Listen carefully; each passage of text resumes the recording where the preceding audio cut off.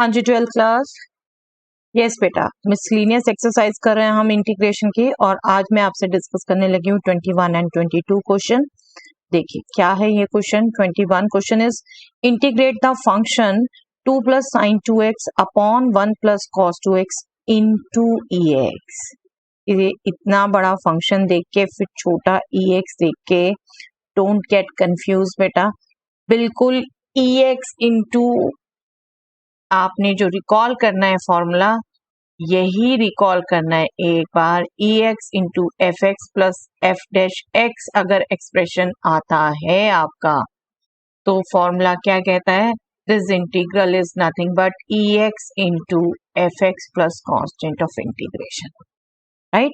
ex इन्होंने बाद में दे दिया हो, बट डेफिनेटली इंटीग्रेंड का पार्ट है, एक फैक्टर है। तो सबसे पहले आपको ये ट्राई करना है। दैट मीन्स ये जो पूरा एक्सप्रेशन है, इसको आपने एक्सप्रेस करना है बेटा sum function plus derivative of that function. अब आप गौर से देखो तो बेटा, न्यूमैरेटर में भी 2 टर्म्स हैं, डेनोमिनेटर में भी 2 टर्म्स हैं। What you are going to do, हम डेनोमिनेटर में पहले सोचे कि सिंगल टर्म बना दें, तो हमारे पास बिल्कुल एक फॉर्मूला है 1 प्लस कॉस 2a, जो बहुत फ्रिक्वेंटली बार बार यूज होता है। 1 plus cos 2a is nothing but 2 cos square a, right. 2 cos square a। अब जब मैं बेटा यहाँ पर एंगल हाफ कर दूंगी, तो मैं पूरे एक्सप्रेशन में भी चेंज करना चाहूंगी, और वो देखो दिखता है easily, sign 2x। Sign 2a का फॉर्मूला, साइन 2a का फॉर्मूला क्या है? 2 sin x cos x, right. तो हमें सबसे पहले हिंट मिलता है ex इंटू दिस, ये वाला फॉर्मूला हम यूज कर पाए। उसके लिए फिर हम कोशिश करते हैं हम इसको सम ऑफ 2 फंक्शंस लिख पाए, जिसमें से एक दूसरे का डेरिवेटिव हो। तो हम यही सोच पाते हैं बेटा सबसे पहले कि हम डेनोमिनेटर को सिंगल फंक्शन में, सिंगल फैक्टर फंक्शन में, फंक्शन तो अभी भी है ये, सिंगल फैक्टर फंक्शन में चेंज करते हैं, राइट। तो स्टार्ट करते हैं बेटा इसको लिखना। चलिए, लेट अस जस्ट कंसीडर, इसको आई ही एज्यूम कर लेते हैं। 2 plus sign 2x upon 1 plus cos 2x into ex with respect to x, right. ये हमें कैलकुलेट करना है।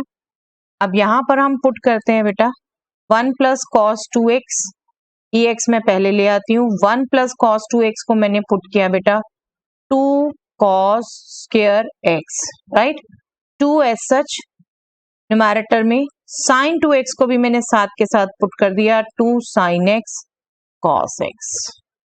तो फॉर्मूले मैंने यूज कर लिए, आप चाहें इसको बिल्कुल रीजन में यहाँ लिख सकते हैं। Okay, just now, sorry, upon.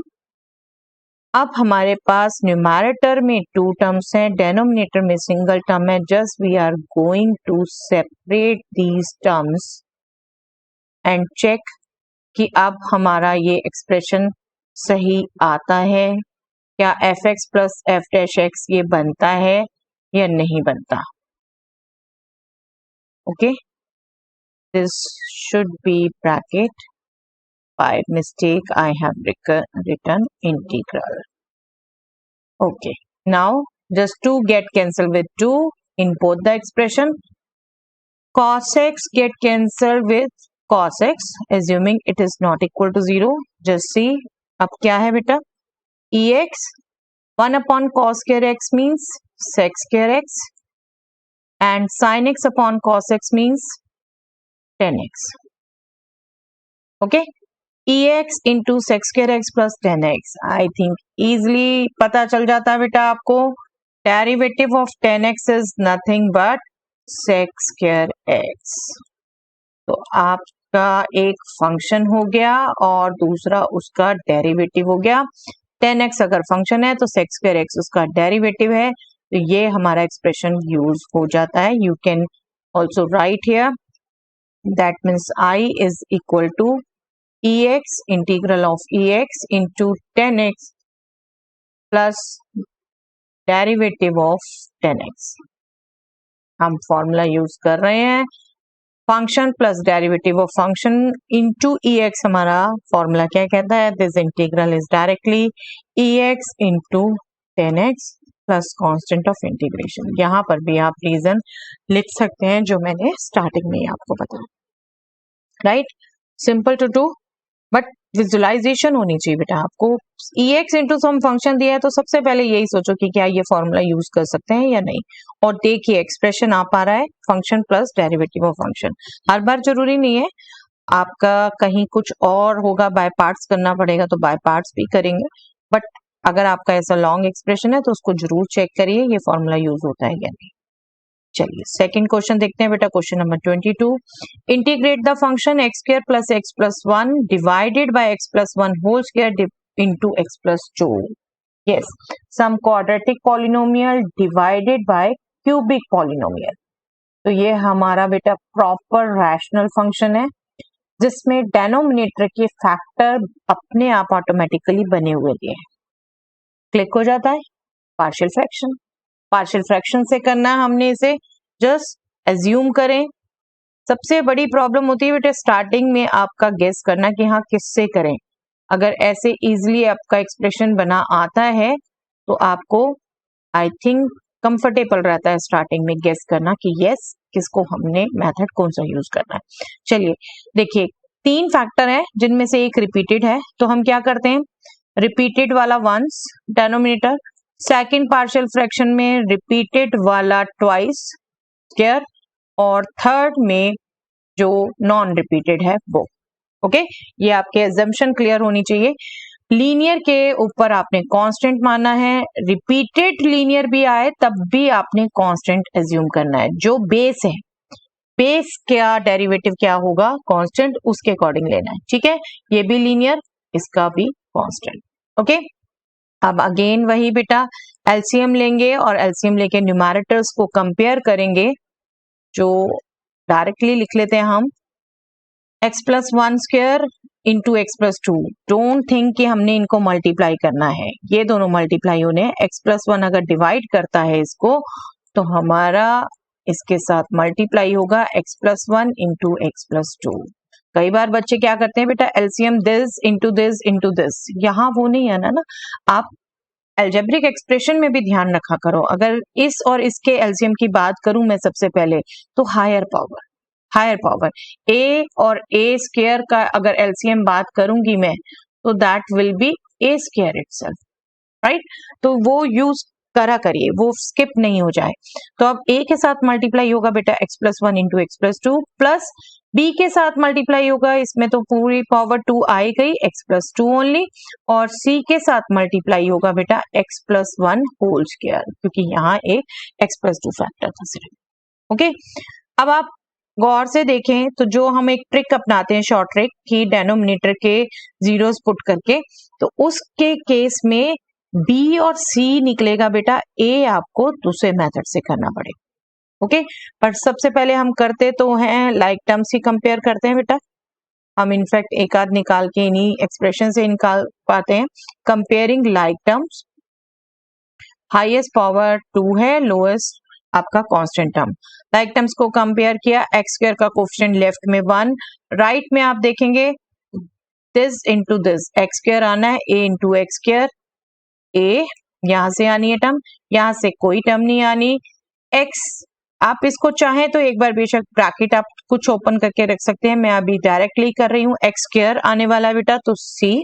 Okay, then x का कोफिशिएंट लेफ्ट में 1, यहाँ पे x के कोफिशिएंट क्या बनने वाले हैं बेटा, x इंटू 2, इससे 2x, और 1 इंटू एक्स, x 3x, ठीक है, 3a आने वाला है एक, और b इंटू एक्स आने वाला है b, एंड नेक्स्ट यहां से x square plus 2x plus 1, तो 2x इंटू c से 2c।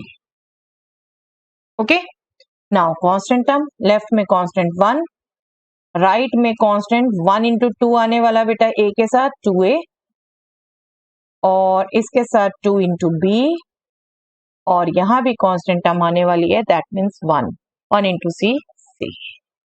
ओके, तो आप शॉर्ट ट्रिक अपना सकते हैं। अब मैं यहाँ लिख देती हूँ पहले सॉल्विंग दीज इक्वेशंस।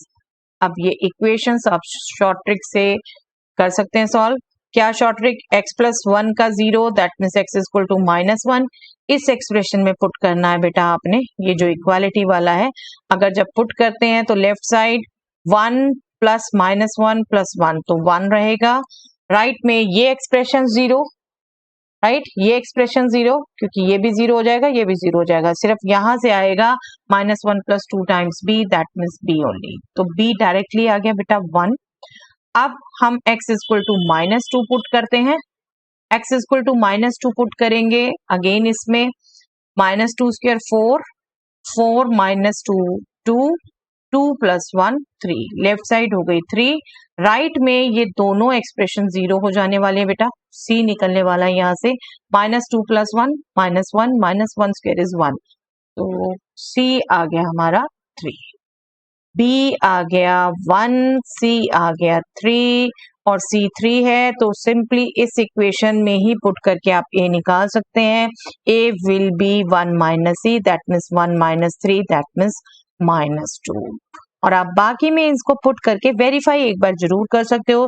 देखिए -2 -6 प्लस 1 -5 एंड प्लस 6 1 और लेफ्ट में 1 है, सेटिस्फाई होती है। ओके चेक करना चाहो इसको भी करो, but no need, short trick बिल्कुल ये अप्लाई कर सकते हैं, करिए।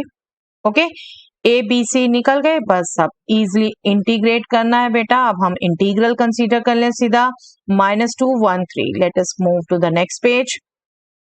Therefore integral of x square plus x plus 1 divided by x plus 1 whole square into x plus 2 with respect to x is nothing but -2 upon x plus 1. b was 1 beta x plus 1 whole square and c was 3 upon x plus 2. ये expression आ गया हमारा partial fraction करके, सीधा integration में ही लिख लेते हैं। एक बार हम चेक जरूर कर लेते हैं आपने कांस्टेंट। यस -2 1 3। कभी भी आप पेज मूव करते हैं बेटा, कहीं भी कोई चांस ना छूटे, कोई भी डिजिट कोई भी साइन गलत कॉपी ना हो। यस अब आप चाहें इसको अलग अलग कर सकते हैं, अदरवाइज सीधा इंटीग्रेट भी कर सकते थे हम। Let me just do once, मैं इसको सेपरेट कर देती हूँ। ओके +3 कांस्टेंट भी मैं बाहर ले लेती हूँ। हमें 1 अपॉन x का इंटीग्रल पता है, लॉग मॉड x वही यूज होना है दो में, फर्स्ट में और सेकंड में। और okay let me just right the formulas. 1 upon x का जो इंटीग्रल है वही x प्लस माइनस a के लिए होता है, ठीक है। 1 upon x plus minus a के लिए भी सेम फॉर्मूला आप यूज करते हैं टू रिमेम्बर। अगर x का कोफिशिएंट आपका कुछ होगा तो वो आप डिवाइड करेंगे, है ना।